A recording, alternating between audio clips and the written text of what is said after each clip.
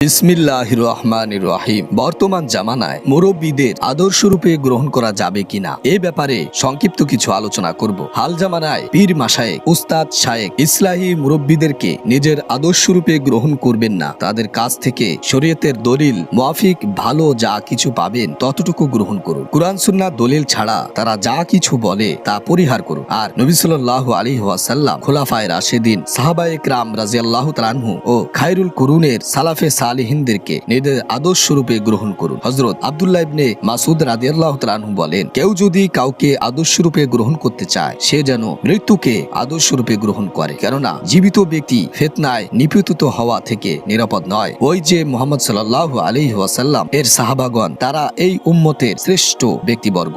অন্তরের পবিত্রতা এবং ইসলামের গভীরতায় তারা অন্যদের তুলনায় অনেক বেশি অগ্রসর। তারা লৌকিকতা থেকে মুক্ত। আল্লাহ তাআলা তাদেরকে নিজ নবীর সোহবতের জন্য এবং নিজ দিন কায়েমের জন্য নির্বাচন করেছেন। তোমরা তাদের আদর্শ অনুসরণ করো, তাদের আখলাক চরিত্র যতটা সম্ভব গ্রহণ করো, কারণ তারা আমৃত্যু হিদায়াতের উপর অটল অবিচল ছিলেন। হযরত আব্দুল্লাহ ইবনে মাসউদ রাদিয়াল্লাহু তাআলা আনহু এর উপর আল্লাহ তাআলা বিশেষভাবে রহমত নাজিল করুন, তার মর্যাদা আরো বুলন্দ করুন। তিনি আমাদের জন্য অত্যন্ত দামি দিক নির্দেশনা দিয়ে গেছেন। দিনের ব্যাপারে যদি কাউকে অনুসরণ করতেই হয় তাহলে সাহাবায়ে কেরাম রাদিয়াল্লাহু তাআলা আনহুর অনুসরণ করুন। তাদের সম্পর্কে লিখিত কিতাবগুলো বারবার অধ্যয়ন করুন। তাদের আচার আখলাক গ্রহণ করুন। দুনিয়াকে তারা কতটুকু মূল্যায়ন করতেন তা দেখুন, আর আখিরাতের জন্য তারা কি পরিমাণ পাগল ছিলেন তাও জানুন। নিজেকে তাদের মতো গড়ার মানসিকতা নিয়েই অগ্রসর হতে থাকুন। আল্লাহ তাআলা আমাদের সকলকে তৌফিক দান করুন, আমিন। প্রিয় ভাই ও বন্ধুগণ, নিজের দিনের ব্যাপারে হাল জামানার কোনো বিশেষ ব্যক্তির উপরে নির্ভর করবেন না। ব্যক্তির উপর নির্ভর করা পথভ্রষ্টতা, যুক্তির উপর নির্ভর করা বিদআত। কোনো আলেমেরও উচিত নয় নিজের ছাত্র, মুরব্বী ও মুসল্লিদেরকে নিজ ব্যক্তির সত্তার অন্ধ অনুসারী বানানো, বরং উচিত হলো কুরআন সুন্নাহ ও খায়রুল কুরুনের সালফে সালেহিনদের আদর্শ আঁকড়ে ধরতে উৎসাহিত করা। কেউ তাকে অন্ধের মতো অনুসরণ করতে চাইলে এর সুযোগ দেওয়া ঠিক নয়, কারণ আগামীকাল সে কি অবস্থায় পতিত হবে তা সে জানে না। তার খাতেমা কি ইমানের উপর হবে নাকি কুফুরের উপর হবে তা কোনো নিশ্চয়তা নেই। তাই কোনো আলেমের যদি এমন কিছু ভক্তবৃন্দ তৈরি হয়ে যায় যারা সর্বাবস্থায় অন্ধের মতো তার অনুসরণ করে, তাহলে আল্লাহ না করুন ওই আলেম যদি গুমরাহিতে পতিত হয়, সে যদি ইমান বিধ্বংসী কোনো কাজ করে বসে, দুনিয়া তুচ্ছ মূল্যর বিনিময়ে ইমানকে বেচে দেয়, তাহলে তার অনুসারীরাও গুমরাহিতে পতিত হবে এবং ইমান বিধ্বংসী তার অনুসরণ করতে থাকবে। আর এইভাবে একজন আলেমের কারণে হাজার মানুষ ইমান হারা হয়ে যাবে। দিন যেহেতু কল্যাণকামিতার নাম, তাই একজন হক্কানি রব্বানি আলেমের দায়িত্ব হলো মানুষকে কুরআন সুন্নাহ আঁকড়ে ধরতে উৎসাহিত করা এবং ভক্তবিন্দুকে এ কথা বারবার বলে দেওয়া যে, ভাই, আমি একজন মানুষ, আমার থেকে যে কোনো সময় ভুল ভ্রান্তি হতে পারে। আজ আমি হকের উপর আছি, আগামীকাল আমি পথভ্রষ্ট হয়ে যেতে পারি। তাই আপনারা কুরআন সুন্নাহ স্পষ্ট দলিল প্রমাণ ব্যতীত আমার কোনো কথা গ্রহণ করবেন না। আমাকে অন্ধের মতো অনুসরণ করবেন না। আমার থেকে সংশয় সৃষ্টিকারী কোনো বিষয় যদি আপনাদের দৃষ্টিগোচর হয়, তাহলে সেই ক্ষেত্রে আপনারা আমার অনুসরণ না করে আরো 2-4 জন রব্বানি আলেমের সাথে আলোচনা করে সংশয় দূর করে আমল করুন। এই কর্মপন্থায়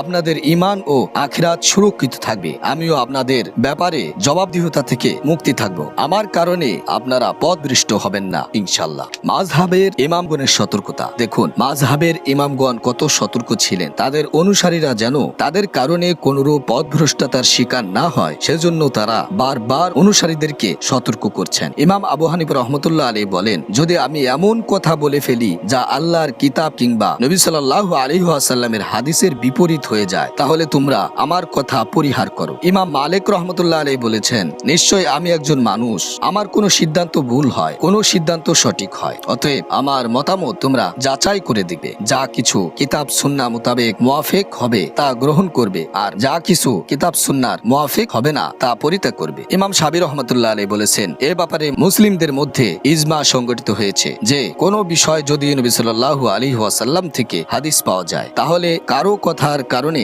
সেই হাদিস পরিত্যাগ করা জায়েজ নেই। হযরত আবু বকর সিদ্দিক রাদিয়াল্লাহু তাআলা আনহু এর সতর্কতা। এই উম্মতের সর্বশ্রেয় ব্যক্তি হযরত আবু বকর সিদ্দিক রাদিয়াল্লাহু তাআলা আনহু যখন খিলাফতের দায়িত্ব হাতে নিলেন, তখন তিনি প্রথম খুতবায় বা অভিভাষণে ভাষণে অত্যন্ত মূল্যবান কিছু কথা বলেছিলেন। আর তা হলো, খুতবার শুরুতে হামদ ও সালাতের পর তিনি বললেন, হে লোক সকল, আমাকে তোমাদের জিম্মাদারি অর্পণ করা হয়েছে, অথচ আমি তোমাদের মধ্যে সর্বোত্তম ব্যক্তি নই। যদি আমি ভালো কাজ করি তাহলে তোমরা আমাকে সহযোগিতা করবে, আর যদি আমি কোনো ভুল করি তাহলে তোমরা আমাকে সংশোধন করে দিবে। সত্য বলা আমানত, মিথ্যা বলা খেয়ানত। তোমাদের দুর্বল ব্যক্তিরাও আমার নিকট শক্তিশালী বলে বিবেচিত হবে যতক্ষণ না আমি তার প্রাপ্যতাকে বুঝিয়ে দেই, আর তোমাদের দাপটি ব্যক্তিও আমার নিকট দুর্বল বলে বিবেচিত হবে যতক্ষণ না আমি তার থেকে অন্যের প্রাপ্য উদ্ধার করে নেই ইনশাআল্লাহ। কোন কওম যখন আল্লাহর রাহে জিহাদ পরিত্যাগ করে, যখন আল্লাহ তাআলা তাদেরকে লাঞ্ছিত ও অপদস্থ করেন, আর কোন কওমের যখন অশ্লীলতা ছড়িয়ে পড়ে, তখন আল্লাহ তাআলা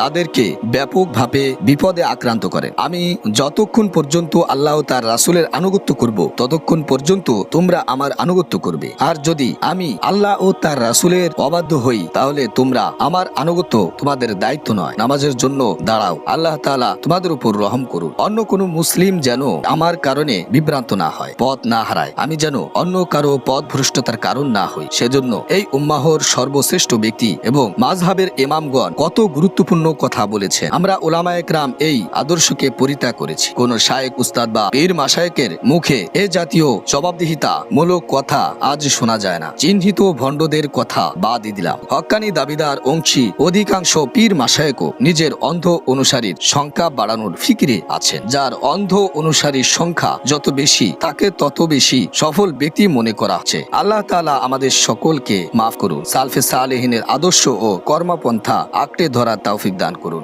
আমিন।